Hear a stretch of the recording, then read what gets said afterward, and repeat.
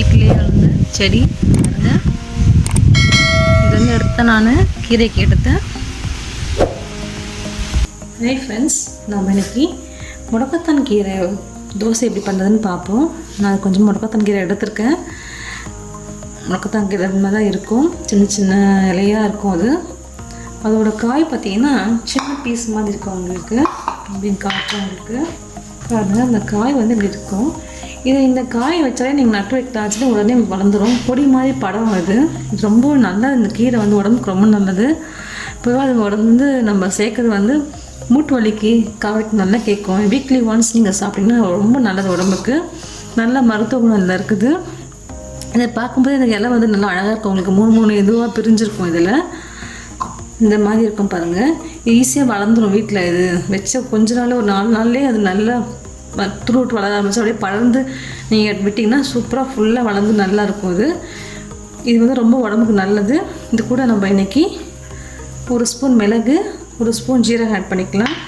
நான் ஒரே பச்சை மிளகா போட்டுக்கிறேன், ஏன்னா இது ரொம்ப கசப்பு தன்மை இருக்க கீரை. இது பயங்கர கசப்பாக இருக்கும்.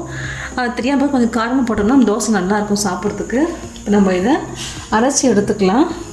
மிக்சியில் போட்டு மிக்சியில் போட்டு அரைச்சிக்கலாம். நம்ம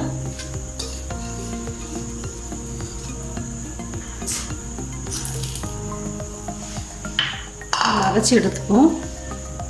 பாருங்கள், நம்ம நல்லா அரைச்சி கொஞ்சம் தண்ணி விட்டு நல்லா அரைச்சி எடுத்துட்டேன். இதோட நம்ம மாவு மிக்ஸ் பண்ணிக்கலாம். நம்ம நார்மலாக போடுறோம் இட்லி தோசை மாவே இதை போட்டுக்கலாம்.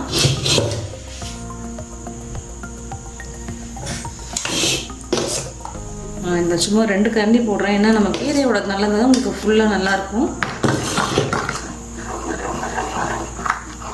இந்த கலர் மாறாமல் இருந்தால் நல்லா தோசையோட நேரம் பச்சை கலர் நல்லாயிருக்கும். அதே நம்ம மாவு உப்பு போட்டிருக்கோம். உப்பு பார்த்துட்டு வேணால் போட்டுக்கோங்க. மாவு ரெடி ஆகிடுச்சு, உப்பு கரெக்டாக இருக்குது. நம்ம தோசை ஊற்றிக்கலாம்.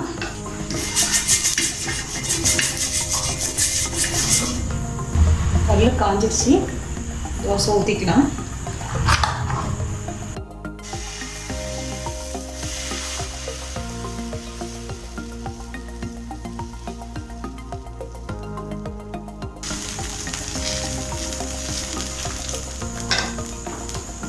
எண்ணெய் ஊற்றிக்கலாம். மேலே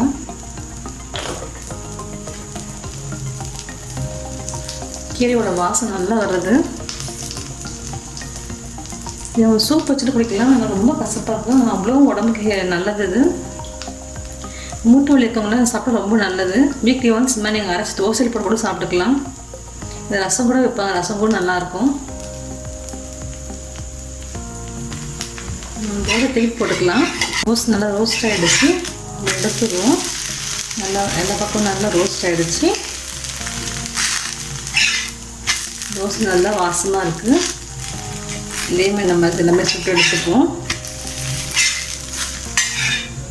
நல்லா ஒரு வந்துச்சு தோசை நமக்கு. பாருங்கள், நம்மளுடைய முடக்கத்தான் கீரை தோசை ரெடி ஆகிடுச்சு. நல்லா சூப்பராக வந்திருக்கு. நீங்களும் இதே மாதிரி செஞ்சு பாருங்கள். உங்கள் கமெண்ட்ஸ் சொல்லுங்கள். உங்களுக்கு பிடிச்சினா நம்ம சேனல் சப்ஸ்கிரைப் பண்ணுங்கள். தேங்க்யூ.